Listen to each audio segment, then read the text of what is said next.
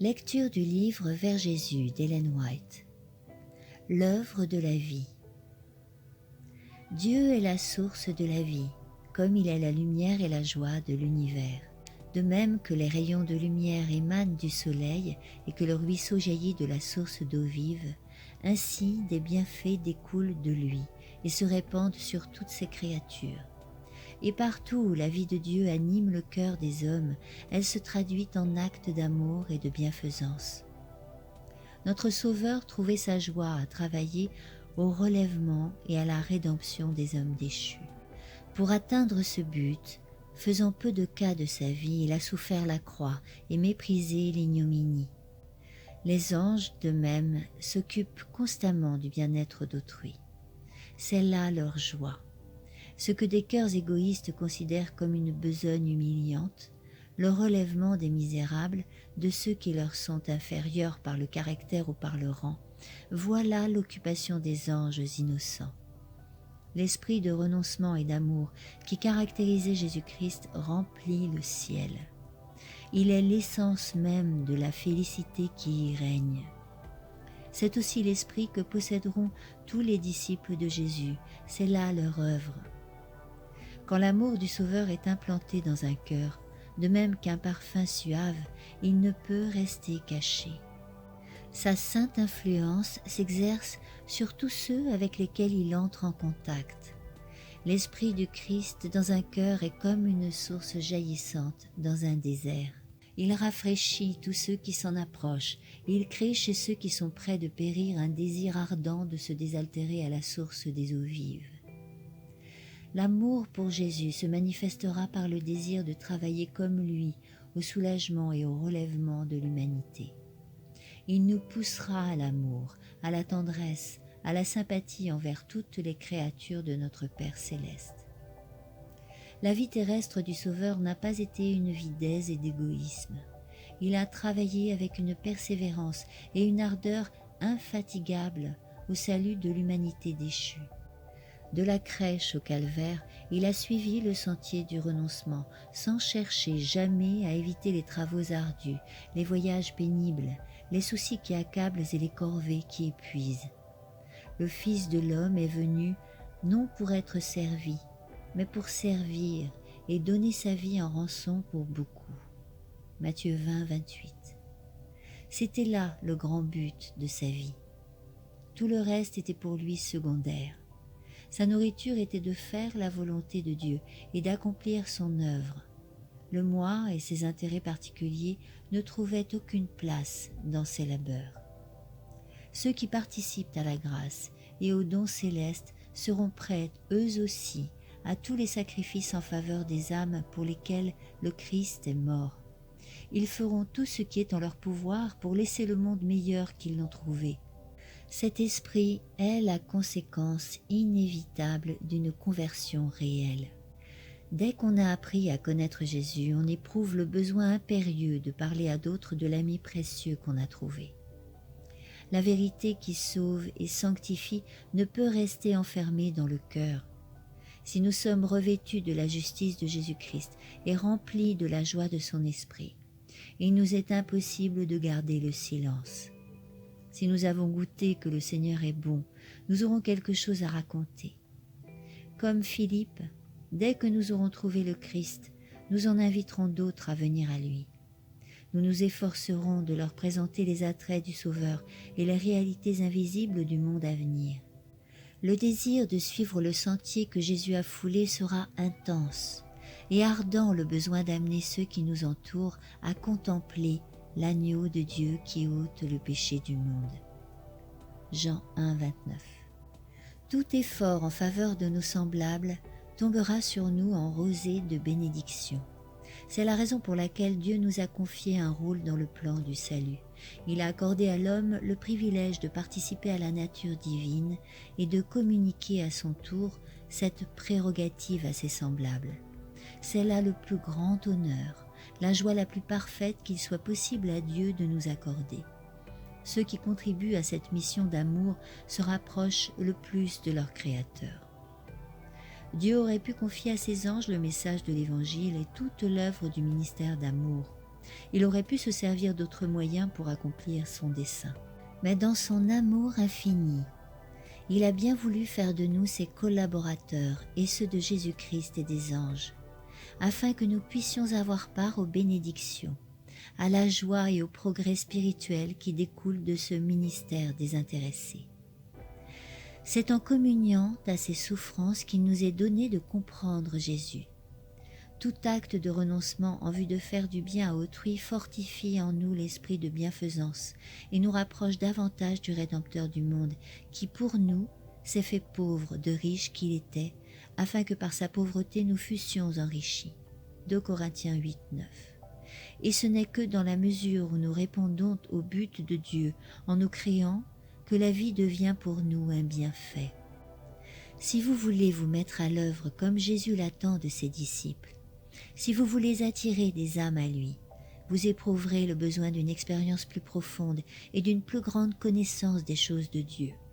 Vous aurez faim et soif de la justice, vous crierez à Dieu, votre foi sera fortifiée et votre âme pourra boire à l'entrée à la source du salut.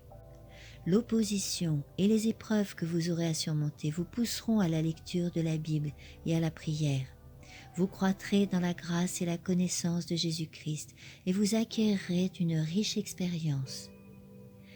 Le désintéressement en faveur du prochain donnera au caractère de la profondeur, de la stabilité, de la douceur et communiquera à l'âme la paix et le bonheur.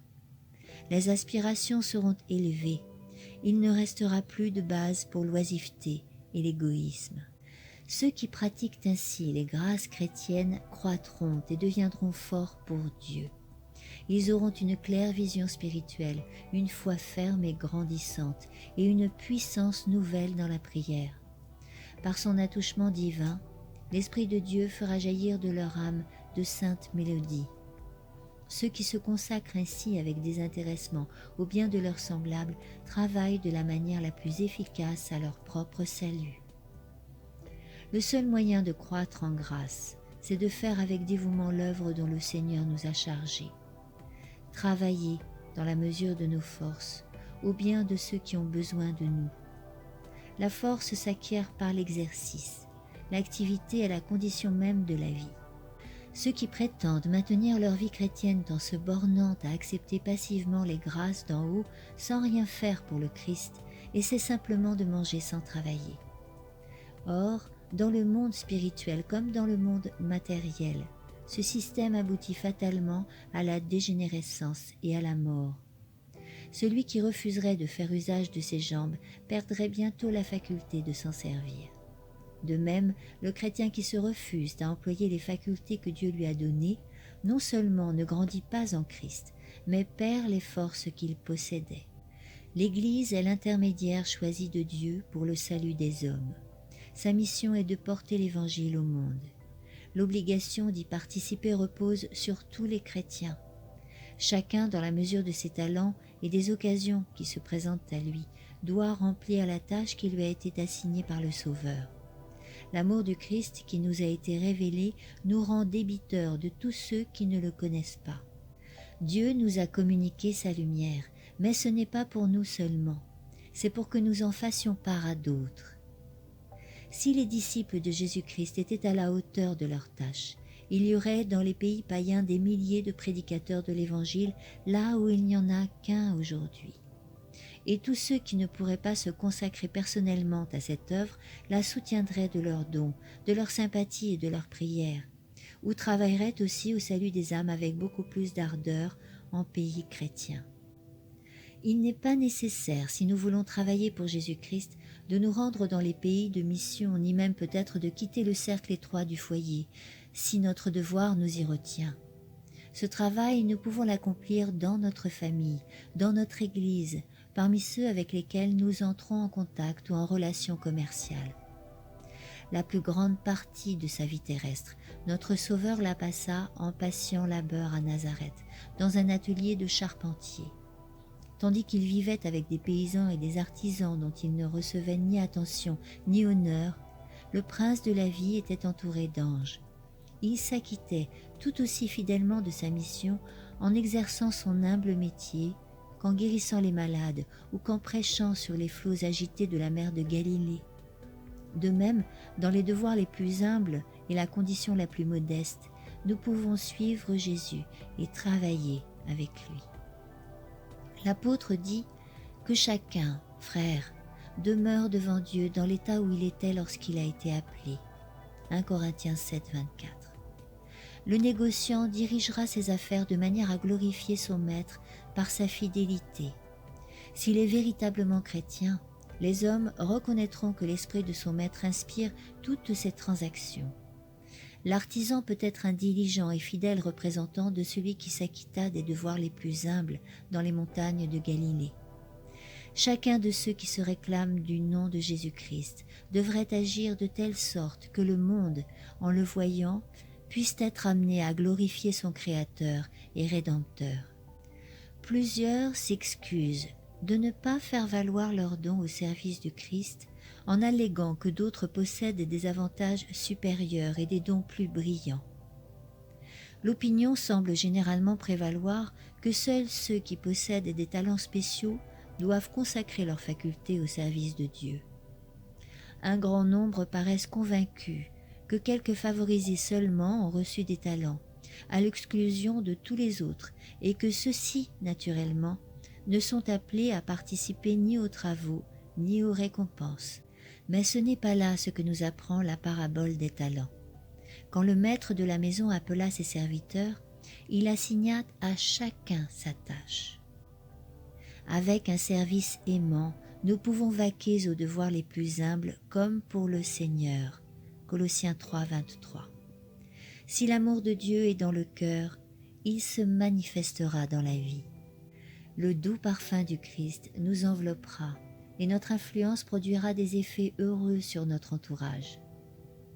N'attendez pas de grandes occasions, ni des dons remarquables avant de commencer à travailler pour Dieu.